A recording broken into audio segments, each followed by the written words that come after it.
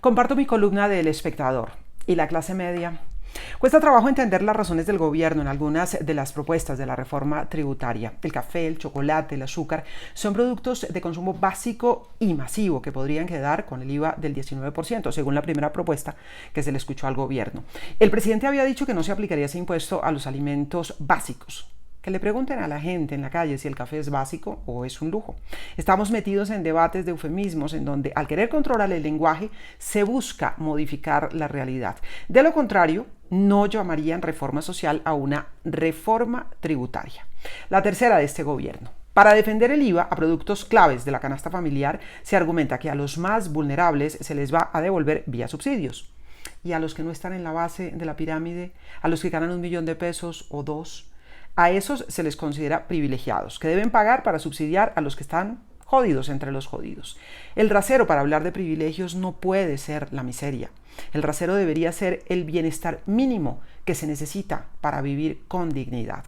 Pero como según el razonamiento oficial y el de las estadísticas económicas, alguien que gane 2,5 millones es privilegiado, la propuesta es que declare renta y comience a pagar.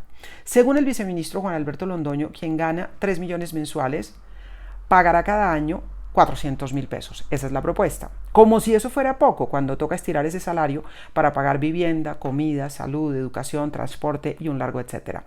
Pero se considera que pueden pagar frente a aquellos que no tienen para las 3 comidas diarias, lo que es real. Cada vez que se discute una reforma tributaria, los debates se fijan en los extremos de la pirámide. Con justicia se intenta proteger a los más vulnerables porque se debe evitar que empeoren sus condiciones de miseria. Eso no se discute.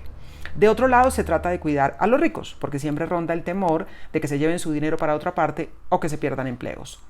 ¿Y a la clase media, quién podrá defenderla? Tocará llamar al Chapulín Colorado, porque poco importa en los debates ese inmenso sector de la población que se la gana trabajando, sudando, estudiando, haciendo emprendimientos, montando pequeños negocios o recibiendo modestos salarios con los que intentan construir una vida. No son ricos. Viven al día, endeudados, haciendo cuentas y piruetas. No son pobres y por eso no tienen subsidios ni están en la lista de aquellos a los que les devolverán el IVA.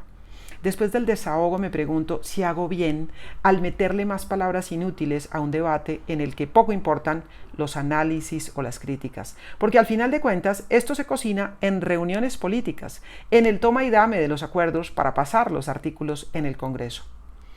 Tan político es el asunto que ya el partido del presidente se declaró en contra de la reforma que propone su gobierno. La estrategia será luego proponer a algún mesías que salve al país de su propio invento. Siempre da dividendos políticos oponerse a las reformas tributarias, o si no, que lo diga el propio presidente, a quien le han recordado por estos días sus discursos y las vallas de campaña en la que prometía menos impuestos y más salario mínimo. Que eso fue antes de la pandemia, dicen por ahí. Sí, pero no olvidar que ya hubo 2 reformas antes del virus. Esta tampoco será estructural ni de fondo. No corregirá los problemas de tributación que tiene el país de tiempo atrás. Esta será la del momento y luego volveremos al debate una y otra vez. Mientras tanto, la clase media se ajusta el cinturón hasta que no se pueda más. Entonces, uno a uno, muchos de esos hogares seguirán cayendo en el abismo de la miseria. En ese punto y hora les dirán que hagan fila para el subsidio porque les van a devolver el IVA.